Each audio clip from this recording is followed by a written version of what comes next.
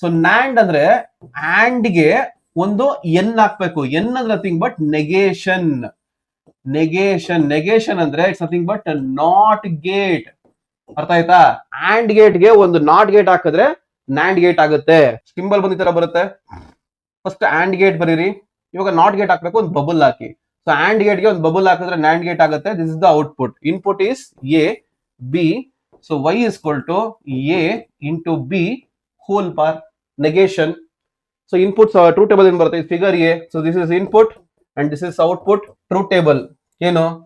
A B y is equal to a into b whole bar negation. So inputs ಏನು? 0 0 0 1 1 0 1 1.